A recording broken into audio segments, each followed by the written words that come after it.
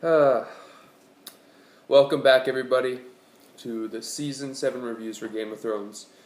And today, we're going to be reviewing Season 7, Episode 6, Beyond the Wall. Now, just a disclaimer, guys, this is going to be a bit more of a rant rather than a review, because I'll just say this right off the bat.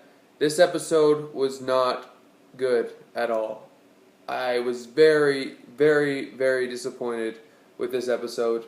I'll get into why I didn't like this episode, but first I have to talk about the positive things, good things first, and then the bad things, because there's a lot more bad than there was good in this episode. Because let me tell you, man, I was severely disappointed. I know this episode was leaked early, and of course I watched it. Everybody watched it. I'm still gonna watch it Sunday because this this review has been being recorded before Sunday, and I've already watched it online in good quality. I'm still gonna support it by watching it on HBO. But this was not a really good episode, guys. I have to say this is probably one of the worst episodes in the entire series. I know it's a very bold statement to say, but I have to rant about this. But anyways, like I said, I'll talk about the positives first. Things I liked about this episode was the banter and the dialogue between the whole fellowship at the beginning. We have some really good exchanges between these characters, especially like the Hound and Tormund. They had a really funny conversation. We had conversations with Jorah and Thoros about the Siege of Pike, building history there, talking about how drunk Thoros was.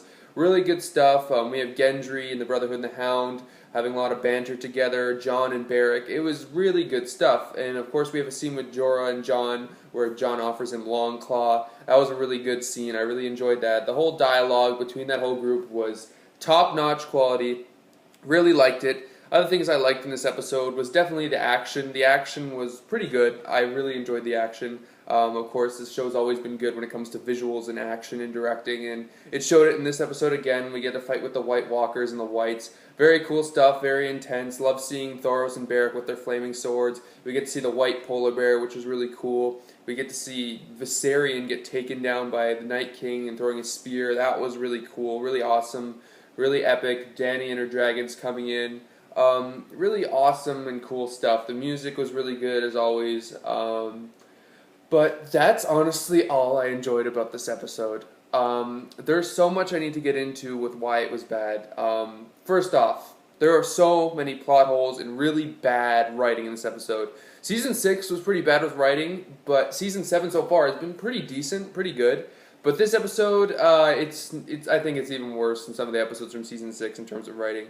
First plot hole I'll talk about is, how did Gendry run back to Eastwatch so quickly? That made no sense. They were traveling very far beyond the wall for a while, and somehow he's able to run all the way back to Eastwatch to get Dany, to send a raven to Dany right in time. That takes a while. Dragonstone is really far from Eastwatch. Genji wouldn't be able to run back in time. It's really way too convenient, too easy, didn't really make any sense at all. Really didn't like that part. I don't get that. That was really stupid. Other stuff I didn't like is, why is Arya suddenly such a bad character? Why is she acting this way towards Sansa? They're just setting up this really stupid, dramatic arc with her and Sansa and Littlefinger, and it's really cringy. It's really unnecessary. We know Littlefinger's gonna get killed at the end of this, so why bother with this pointless drama between Sansa and Arya? They really don't know what to do with Arya and Sansa's character anymore. They don't know what to do with Winterfell. It's just bad stuff. It's unnecessary. They're making us hate Arya. It sucks. It's stupid. It lacks all common sense and logic whatsoever. Arya's been a really inconsistent and terrible character this season, but I thought she was tolerable for the first 5 episodes. But this episode, no, I can't stand Arya anymore. She sucks. Other things that didn't make sense is, why did the Night King just throw a spear at Drogon?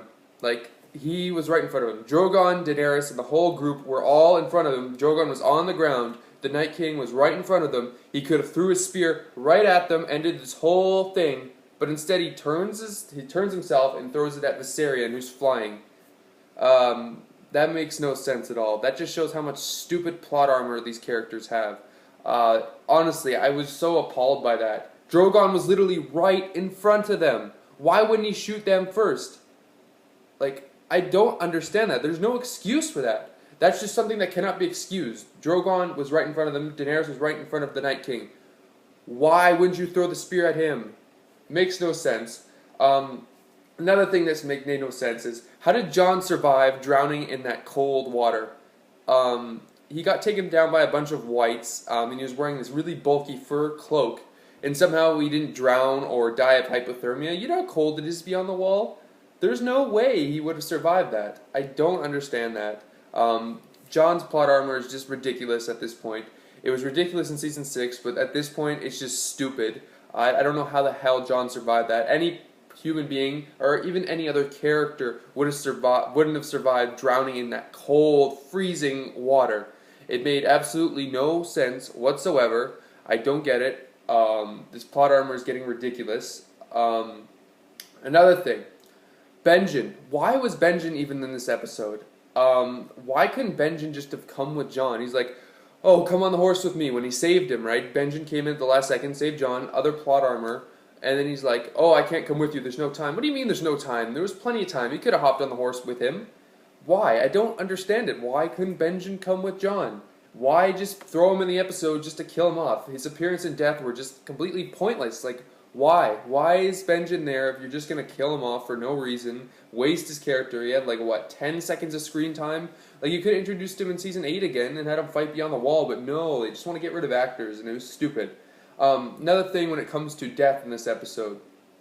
How come Thoros was the only person to die from the party? Like, the whole fellowship, they had the whole group of 7 guys, and only Thoros died.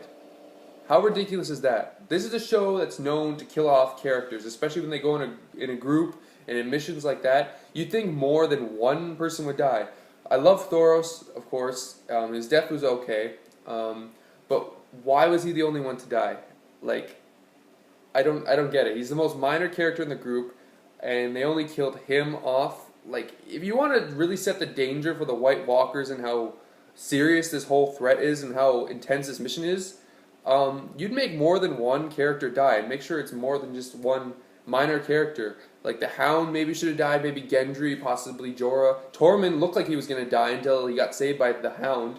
All these characters have so much plot armor, it's ridiculous, and I don't get it anymore. I don't know why they only had to kill off Thoros. It's stupid. Like, the show's been known for major deaths in these episodes, but no one important has died this season. It's all been minor characters. It's really stupid.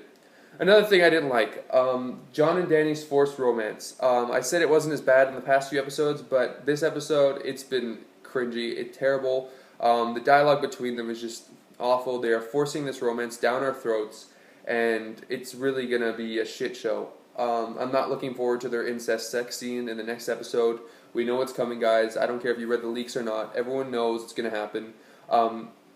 Ridiculous. John and Dany's forced romance is really just an awful cliche. It's too easy. It's too stupid. It's dumb. Okay, and the dialogue proved it again this episode. Emilia Clarke's acting has just been god awful. I'm sorry, guys. Like, I don't know. I'm not trying to be like mean to her as an actress. I'm sure she's good in other things, but from what I've seen of her acting this season, it's completely terrible. Like, she has a complete lack of emotion when it comes to these intense scenes. Like, for example, in this episode, Viserion died. Like, one of her dragons, her babies, her pets, her children, gets killed right in front of her, drowns into the lake, bloody death, and she's just like, oh no. Like, what? And like when she's acting with John on the boat at the end, she has like no emotion. She sounds like a robot. It's like, I don't know, man. Maybe she's better in other things. Apparently, she's bad in Terminator Genesis, from what I hear. But like, god damn, Emilia Clarke, her acting this season has been awful, and it's been seen in this episode yet again. It really takes you out of the moment. Like, in these really intense and emotional scenes, Daenerys is just like, like, what? Tormund had a better reaction to Viserion's death than she did. It just baffles me. Like, I know she's more capable of an actress, so that's why I'm so disappointed.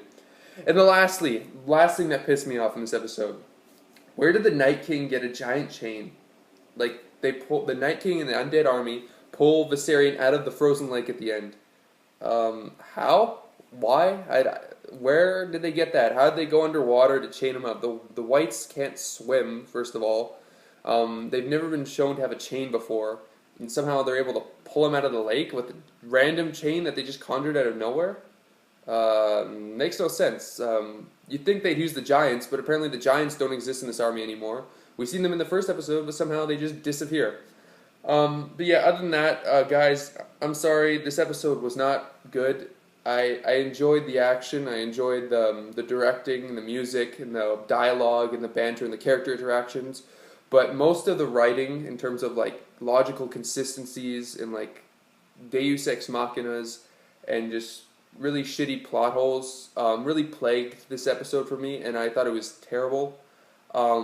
This has definitely been the worst episode of the season. I hope the next one's better. I apologize for being so negative about it, guys, but I need to rant about this. Season 7 has really impressed me so far, but this episode really, really let me down. I was looking forward to this. Like, I wanted to see the cool fight beyond the wall, the expedition with the Fellowship. I was really excited for it, and I was severely let down. So, I'll give this episode an 8.7 out of 10, which is good, because there was still a lot of good stuff about the episode. But just it would have been way higher if there was just better and more consistent writing. Anyways, guys, thanks for watching as always. Remember to like, comment, and subscribe if you're new.